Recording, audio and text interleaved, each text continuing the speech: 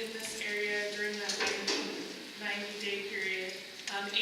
8 commercial burglaries, 24 car prowls, and then 20 other thefts, which means, theft of people's stuff out of their yard, or just, any other theft that's not related to the car.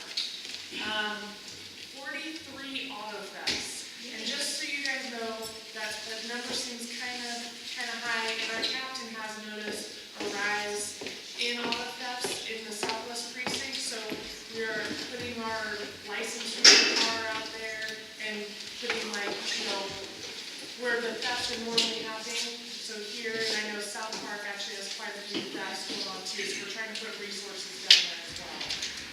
And then finally, we have recovered 49 stolen vehicles, so we've recovered them in this area as well. But just so you know, that's also including if we recover other agencies' vehicles in the area. So that doesn't mean they were all 4,900 SPV already reported in stolen vehicles. So that is just our main stuff. I know a lot of the concerns we've had were regarding street robberies, juvenile street robberies. We've been trying to do some emphasis at the schools before and after school, since most of them were targeting juveniles. A lot of them happened on that staircase at between 20th and Delridge. So if you guys have noticed in the past week, they have cut the shrubbery completely down. We've had City Light put in a new, brighter LED light at the top. We still need to talk to them about the lights for going down the staircase. And then there's still some vegetation on the sides, and we're working a plan with SDOT to how we can deal with that. So one thing that I think is exciting is we may have goats, like 60 goats, so the stairwell will be shut down. So I know John uses them every day probably, but they'll shut those down for a week, and the goats will just eat it all, and then it will be completely dead. It's only a temporary solution because it'll grow back. So that's what we're looking at. Hopefully by the 1st of April we'll have the definite plan in place. But that's what we've been told recently. Another thing is, I know there are quite a few vacant homes in the area, and we've had some issues with people trespassing. We definitely want to be aware of that, so either you call the non-emergency number or call 911, or even you can send me an email, and my partners and I can look into it. We want to make sure we get those boarded up, whether it be contacting the owner or going through the bank, or DPD is who we use, the department. I don't even know what it stands for. Planning and Development. So we work with them. I probably talk to them almost every day. So those are things we want to know about, so we can at least fix those solutions. So does anyone have any questions for me? Yes. So one of the concerns that I have, I live on 12th here, and in this particular area, there's been a lot of speeding in the mornings, and I've actually sent you all an email probably 3 months ago.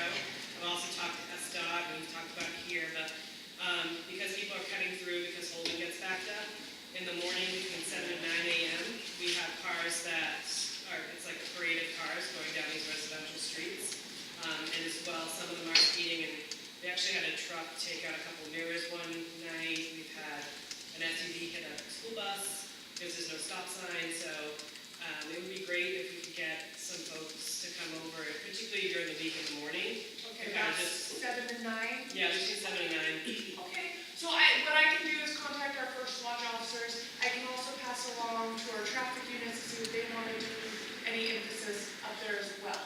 So I will definitely pass that on. I would still, so is there an issue with regards to there not being a stop, you said a stop sign? There's not a lot of stop signs through the neighborhoods in general, and 12 goes all the way to Roxbury. Right. There's no roundabouts on this end. Okay. And so people just, okay. cruise down it. So one thing, if I can encourage you, and we can do it on our end too, but honestly more it comes from the neighborhood, to get roundabouts and stuff like that, working with SDOT. Yeah, we've started that That, and process. so that's perfect, that actually, I mean, that actually gives me a little more weight when I go back and say, look, they're trying to work with SDOT to get this done, but until then, can we at least try to at least have a presence in the area, if not writing tickets and stuff like that. So I will definitely put that on the board. It won't be on tomorrow mornings, but the following mornings. Great. Yes. I hope I'm not asking something everybody else already knows, but when you meant those stats you gave earlier, those kind of stats, what geographic area is that?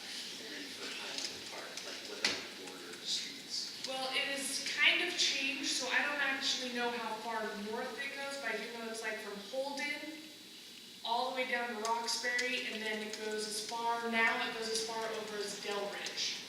So, like I said, I apologize, I don't know how north it is because we just redistricted, and I took the map off the back and put it up in my cubicle so I can look at it. So, but I can let you know probably at the next meeting I attend. That's helpful, it's more than I knew before. I didn't think things west of 16 were Highland Park, so. You know, I didn't think of that either, but that there was just a new redistricting, so I'm not sure if that was taken into place. But that's how it is now that I'm up there, so. Highland Park's been typically Ew and Delridge. I've been involved in a lot of stuff in the past, and so that's the kind of the typical borders more or less. Okay, that's good to know. Yes? So are you replacing Officer Solomon, is that? No, so Officer Sullivan's he's not an officer actually, he's a civilian, he works our crime prevention, he's our crime prevention coordinator. He is a great resource, he'll come out and do living room chats and stuff like that. He just works with us, and works with establishing block watches and things like that.